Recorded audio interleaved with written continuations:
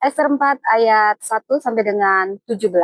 Usaha Mordekai untuk menolong orang Yahudi. Demikianlah firman Tuhan. Setelah Mordekai mengetahui segala yang terjadi itu, ia mengoyakkan pakaiannya, lalu memakai kain kabung dan abu, kemudian keluar berjalan di tengah-tengah kota sambil melolong-lolong dengan nyaring dan pedih. Dengan demikian, datanglah ia sampai ke depan pintu gerbang istana raja.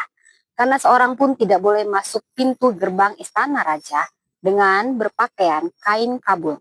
Di tiap-tiap daerah kemana titah dan undang-undang raja telah sampai, ada perkabungan yang besar di antara orang Yahudi, disertai puasa dan ratap tangis oleh banyak orang, dibentangkan kain kabung dengan abu sebagai lapik tidurnya. Ketika dayang-dayang dan sida-sida Ester memberitahukan hal itu kepadanya, maka sangatlah risau hati sang ratu. Lalu dikirimkannyalah pakaian supaya dipakaikan kepada Mordekai dan supaya ditanggalkan kain kabungnya daripadanya. Tetapi tidak diterimanya. Maka Ester memanggil Hata, salah seorang sida-sida raja yang ditetapkan baginda melayani dia. Lalu memberi perintah kepadanya menanyakan Mordekai untuk mengetahui apa artinya dan apa sebabnya hal itu. Lalu keluarlah Hatta mendapatkan Mordekai di lapangan kota yang di depan pintu gerbang istana raja.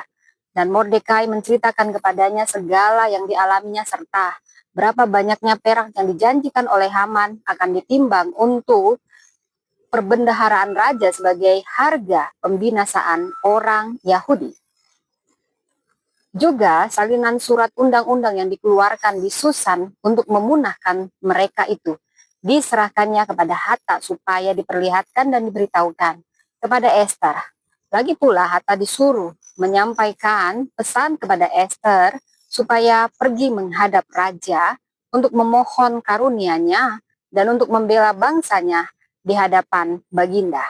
Lalu masuklah Hatta dan menyampaikan perkataan Mordekai kepada Ester.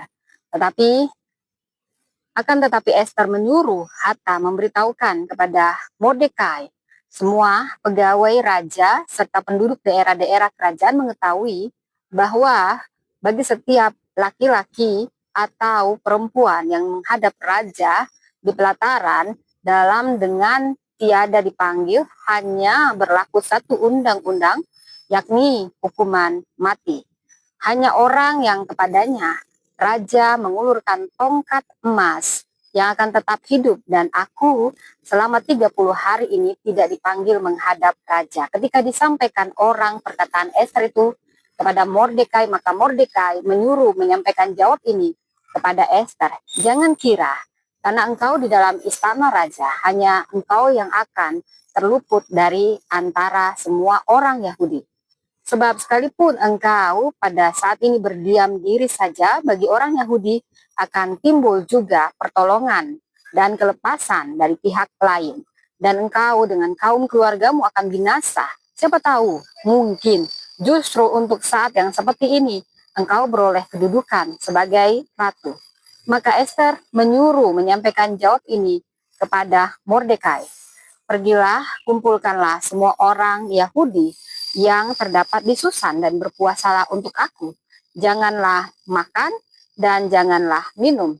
3 hari lamanya, baik waktu malam, baik waktu siang, aku serta dayang-dayangku pun akan berpuasa demikian. Dan kemudian aku akan masuk menghadap raja, sungguh pun berlawanan dengan undang-undang. Kalau terpaksa aku mati, biarlah aku mati.